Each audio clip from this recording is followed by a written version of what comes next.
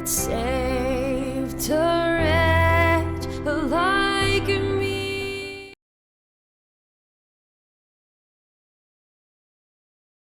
Goeiedag, ons kyk weer na die evangelie, die goeie nuus van Jesus Christus. Dit wat gekom het bykans 2000 jaar terug. En ons praat van goeie nuus omdat ons 'n geskenk ontvang het. Dan sien 'n mens daardie werklikheid wat gebeur het in die tuin van Eden, die sondeval, waar Adam oortree het en die hele wêreld in sonde gedompel het. En God gesê het, vrou, jou saad gaan sy kop vermorsel.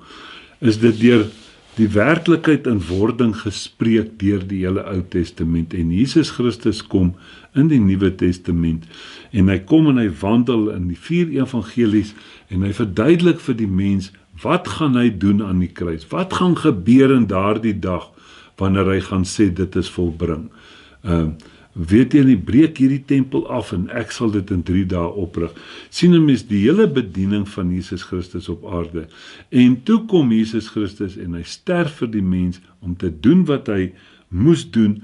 Hy praat daarvan in Romeine 4, die laaste 2 versies, hy sê, hy het gekom om te sterf vir die oortredinge van die mens, en opgestaan ter wille van ons regverdigmaking. Dis die 2 aksies, die werklikheid. Nou weet ons dat ons het 'n nuwe lewe gekry.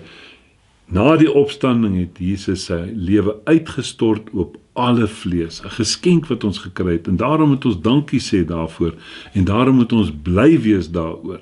Geloof is so afhanklik van blydskap soos 'n vis van water. Mense, ons moet na hierdie goedjies gaan kyk, en iemand het op 'n stadium gesê, Christianity is a thinking man's religion. Jy moet dink, jy moet dit bedink. En dit is wat die skrif vir ons sê, moet dit nie oordink nie, moenie jou eie goed begin probeer insit nie, maar kyk na hierdie goed, as jy daarna gaan kyk, as jy nie 'n vraag vra nie, sê jy nie 'n antwoord kry nie. Nou kom die skrif, nou praat hy vir ons, dat ons het saam met Christus gesterf. Ja, die mense het dit nou al gehoor, en dit is iets wat nou al nie meer 'n geheim is nie. Mense weet dat ons was in Christus, Christus het gesterf vir alle mense, en hy staan na 3 dae op, en hy gee vir elke mens 'n nuwe lewe, sy lewe, hy stort sy lewe uit op alle vlees.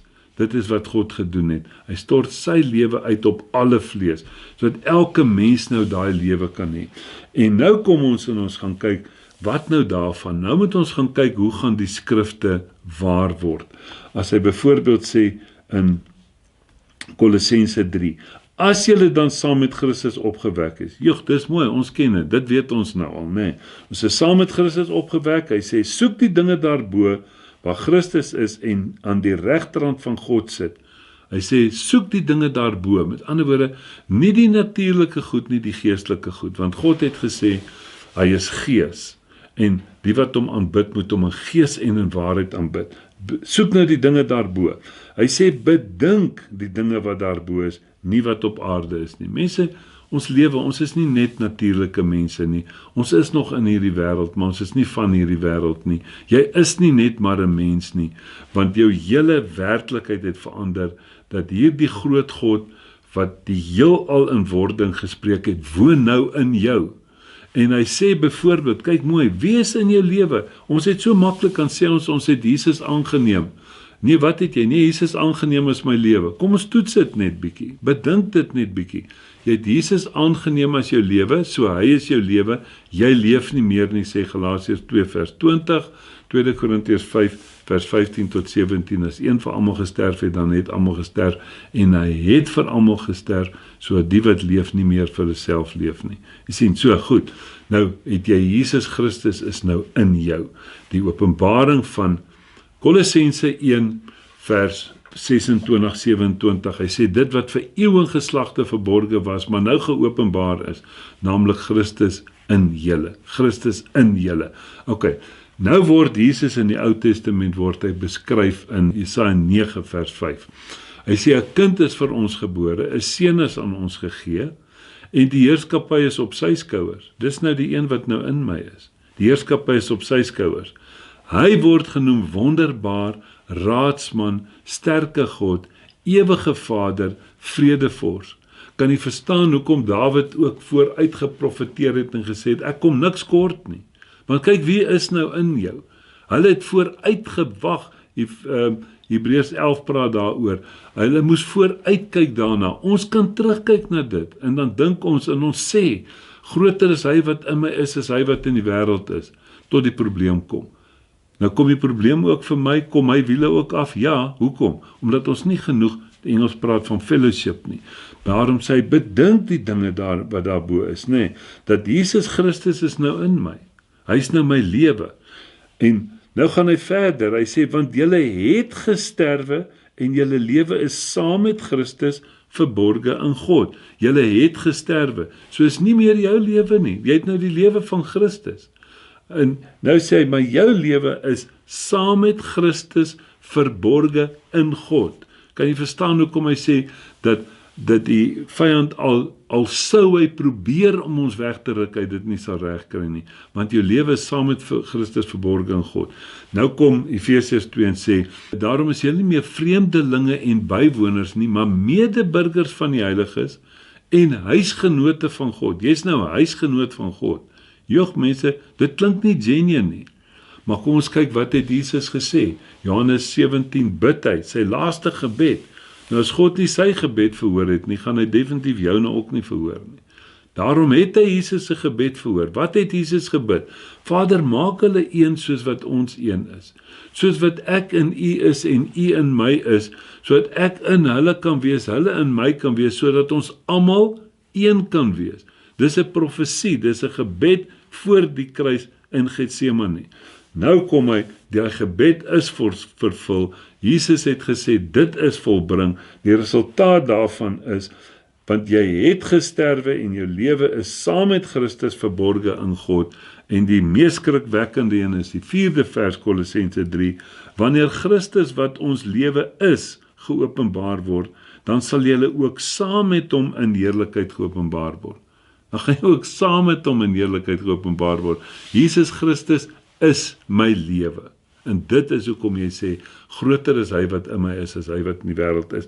Kyk, ons kan net so, ek wil nou nie, maar kom ons kyk net gou hierso, hy sê vers 9, Kolossense 3, lieg nie vir mekaar nie, omdat julle die ou mens met sy werke afgelê het. Nou as dit afgelê is, hoekom bly jy nog daarin? Hoekom kyk jy nog terug? Hoekom verlang jy daarna? En julle met die nuwe mens beklee het, wat vernuwe word, of die Engelse King James sê, vernuwe is, tot kennis na die beeld van sy skepping. Met die nuwe mens beklee het, jy het jou beklee, jy's klaar aangetrek. Jesus sê dit in die gelykenisse. Hy sê, daar's 'n bruilof gewees, en die genooides wou nie kom, die een het 'n os gekoop en 'n vrou getrou en al daai goedjies. Hy gaan en hy sê, gaan uit op die strate, gaan nooi almal, goed en sleg. Weet jy, daar toe kom ek ook, toe kry ek ook 'n kans. Goed en sleg, dus ek ook een van hulle. Nou kom hulle in, hy sê, en die Heer kom by die bruilofslokaal in, en hy sien, almal het die kleed aan. Waar het hulle die bruilofskleed gekry? Hy is veel voorberei gewees. Die verlore seun se kleed het daar gehang, tot hy terugkom. Nou het ons teruggekom, Jesus Christus het ons teruggebring.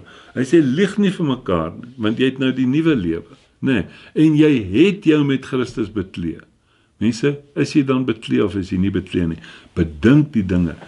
Christianity is a thinking man's religion. Nou sien ons dat ons nou geeswesens is. Nie geeswese, geestelike mense is, geestelike mense. Hy praat in 1 Korintiërs 2 vers 12, dan sê hy, niemand weet wat in die gees van iemand anders aangaan nie. So weet ook niemand wat in die gees van God aangaan nie. Daarom het God vir ons sy gees gegee, sodat ons kan weet wat hy ons uit genade geskenk het. Aan die ander wyse, toe kom God nou en hy gee vir ons sy gees.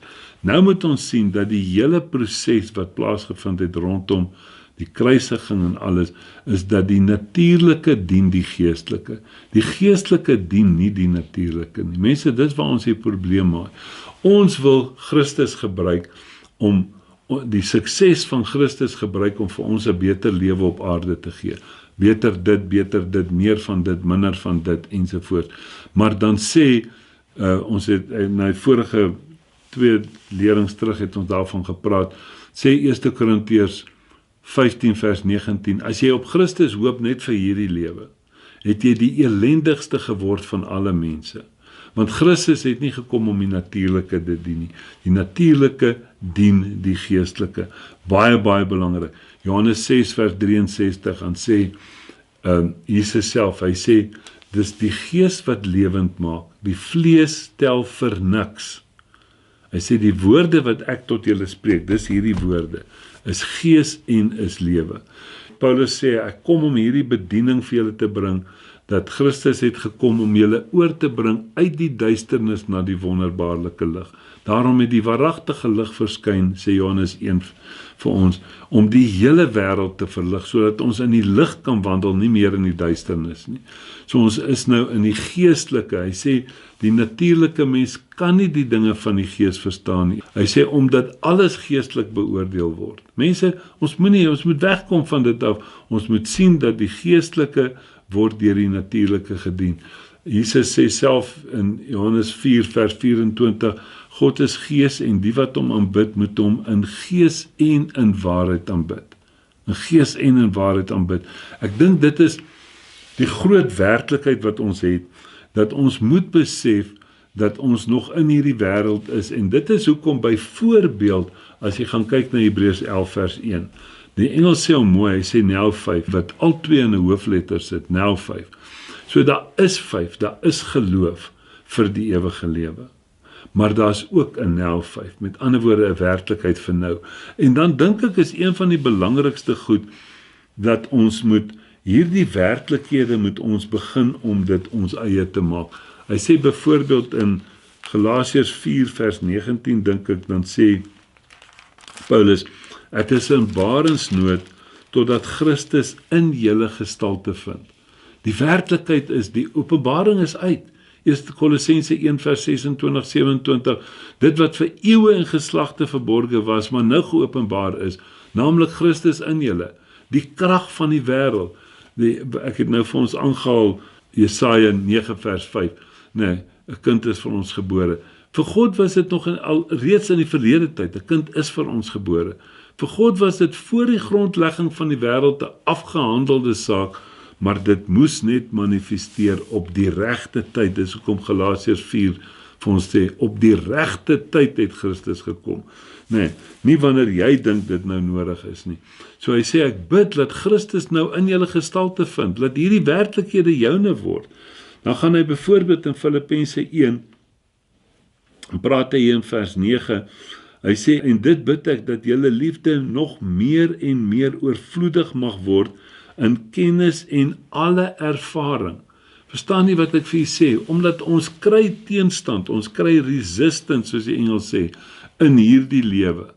En ons teestand kom net deur 'n groter werklikheid. As jou geestelike werklikheid vir jou groter is as die natuurlike, dan oorkom jy hierdie werklikhede.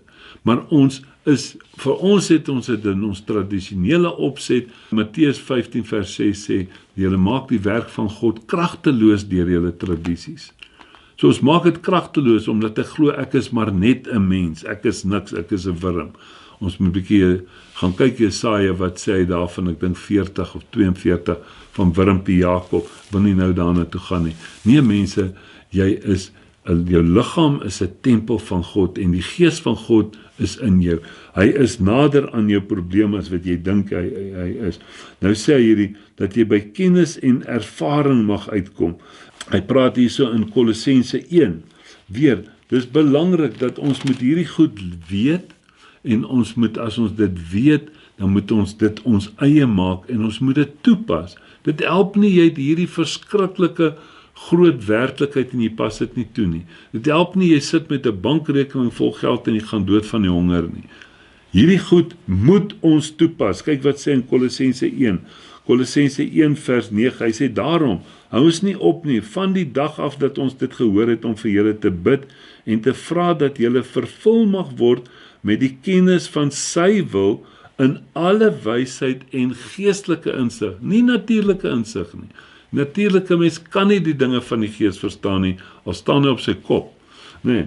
En dit is so belangrik in geestelike insig. Hy sê sodat julle waardiglik voor die Here mag wandel, om hom in alles te behaag en julle in elke goeie werk vrug mag dra en in die kennis van God mag groei. Dit is so belangrik. Met ander woorde, dis afgehandel, maar die inligting moet na jou toe kom.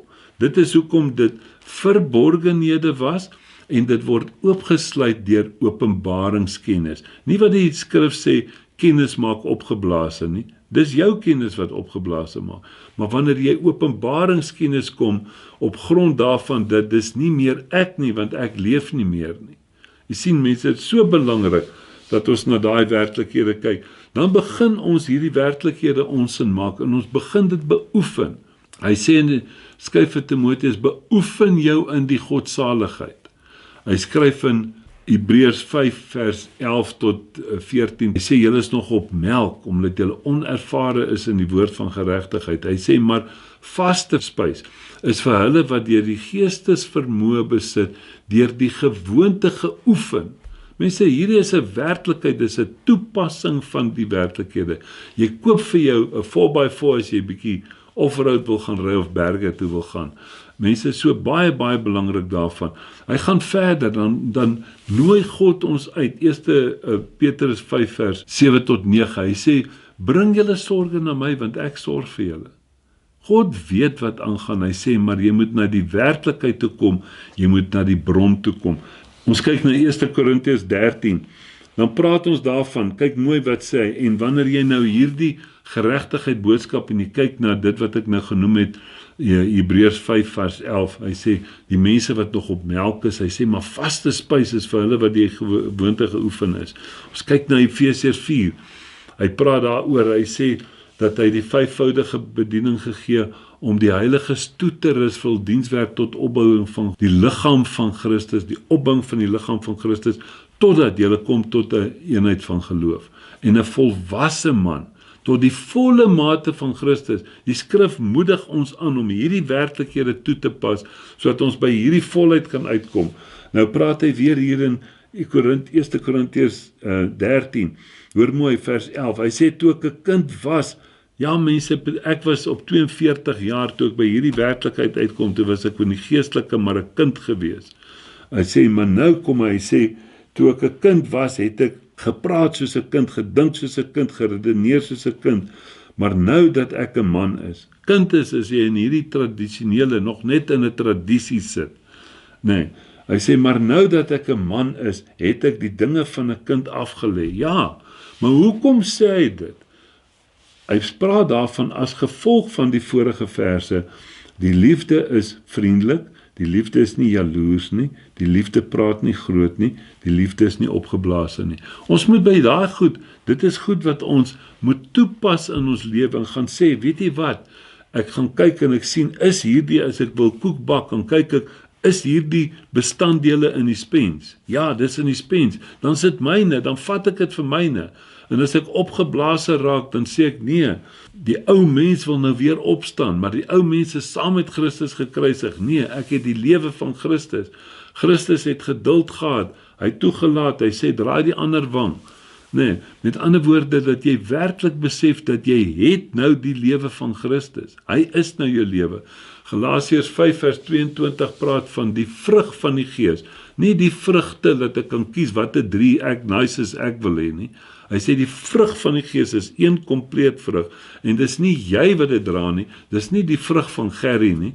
Dis die vrug van die gees. So na mate ek in die gees inkyk en die geestelike werklikhede groei en die geestelike werklikhede toeëien vir myself, dan begin die gees in my vrug te dra.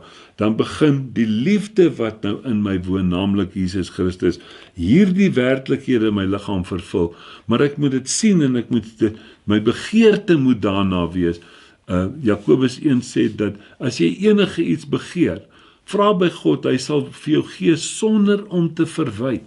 So wanneer ek hier kyk en ek sien, maar ek is nog jaloers, Here, ek begeer dit, ek wil nie jaloers wees nie, want dis 'n vrug van die ou mens, dis 'n vrug van die wet.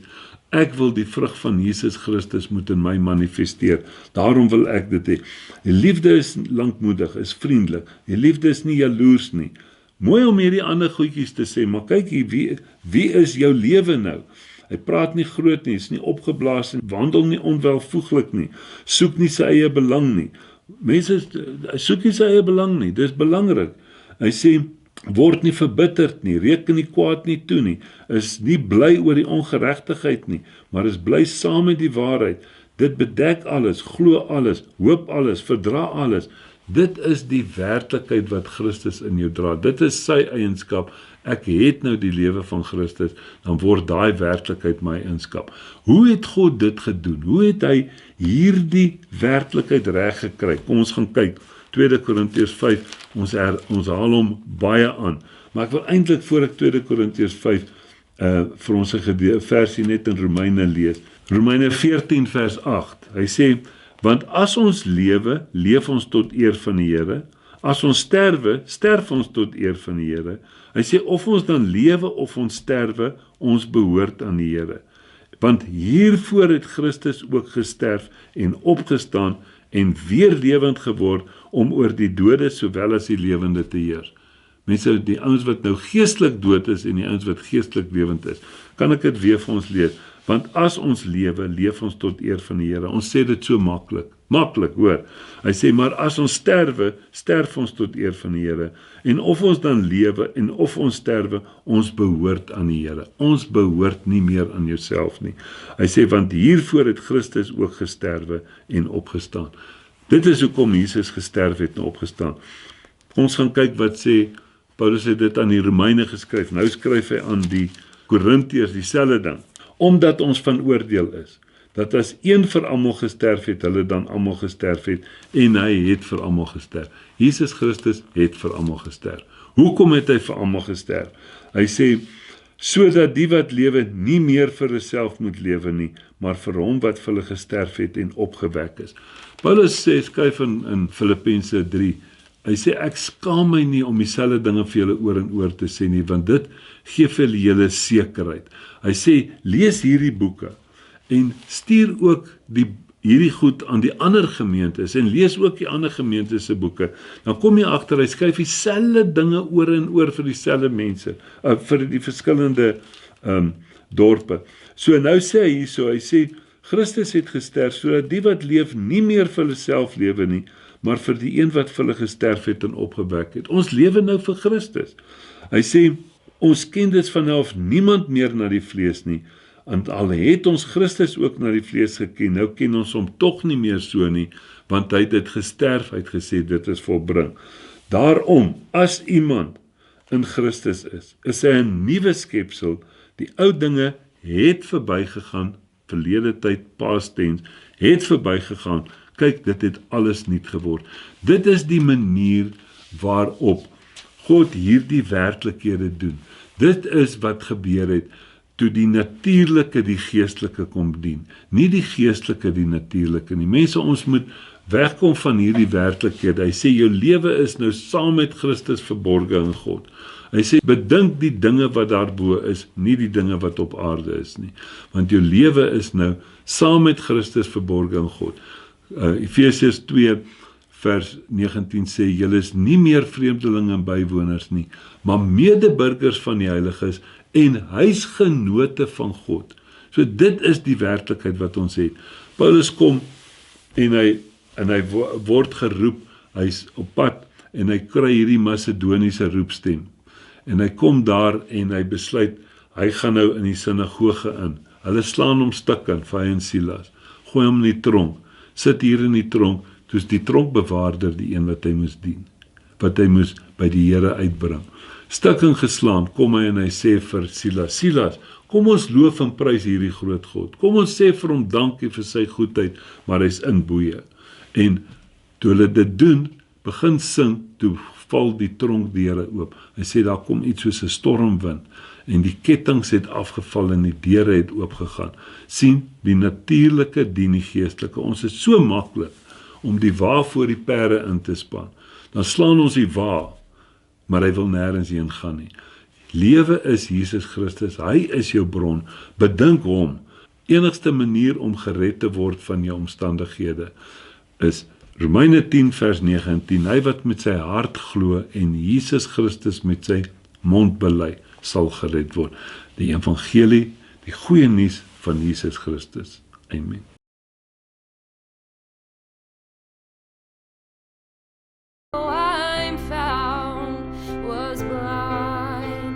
but now